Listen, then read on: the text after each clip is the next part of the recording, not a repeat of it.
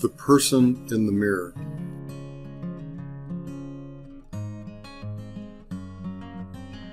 We live in a world of excess, access, and almost instant availability, perhaps with the notable exception of cleaning supplies, bread flour, and toilet paper.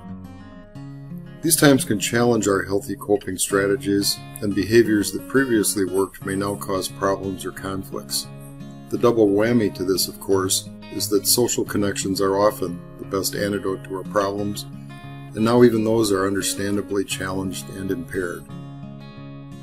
But I can tell by looking out my window as I pound away at this that when this crisis finally passes, and it will, many of you will be healthier than when it began.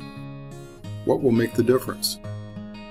When I began my career in addictions years ago, I remember an older recovering mentor telling me, and sharing the poem at the end of this can happen to anyone, and no one chooses it chooses them. I really didn't believe it at the time, but it was and is true.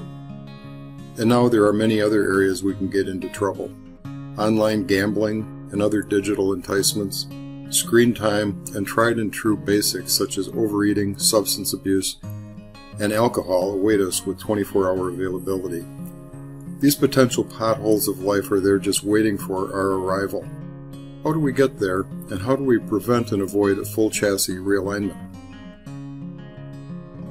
For some of us, it comes naturally, genetics, while for others it requires dedication, hard work, and practice. Whether it is for symptom relief, to feel better temporarily, to sleep, to calm down, for fun, or feel better, most of these potential potholes do work. But the relief is not lasting, many times requires a larger dose, and the problems return afterwards, many times accompanied by increased guilt, reduced self-esteem, in addition to the disappointment of those that love us. If we stay on this path, denial, blame, rationalization, projection, and justification can increase. These unhealthy coping mechanisms become survival skills, as does non-desirable social and emotional distancing from those we love most. With enough practice, this delusion of self-deception can become our manufactured and inaccurate false reality. I've heard abuse and addiction described as a desire for connection, and yet it destroys the connections most valued and important to us. I am sure by now that you've heard enough about healthy eating, exercise, sleep, meditation, yoga, and don't forget Rolfing, acupuncture, acupressure, and transcendental analysis. I would also add drumming, now that I add this later. It's hard to debate or underestimate their value, but do they work for you? I suspect that in addition to find something that creates connection, gives life meaning and purpose, we all want something that works and lasts. That's where the problem in searching begins: impatience. Who wants relief that requires time and patience? Was it Mark Twain that once said, "God give me patience and give it to me now"? Not many of us in this fast-paced, instant-pudding, fast-food world of conflicting demands. But we all need to find something that works and doesn't make something else worse in the process. Personally, I lean towards dogs and motorcycles, which may be beside the point. Always wear a helmet, and not necessarily for your dog. People that will come out of this crisis healthy will have continued healthy self-care behaviors. A special report just came on over the news as I'm still pounding away at this.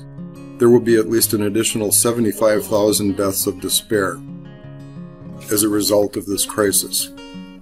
That should activate both our own internal personal compassion department as well as our own self-care mechanisms. I challenge all of you to be kind, loving, and compassionate to start right now and with yourselves. This is a time of great change, so please take the time to focus on yourself and create the change in yourself that you want for yourself. That person is there, longingly awaiting for you to arrive, and we here in the EAP are awaiting your arrival as well.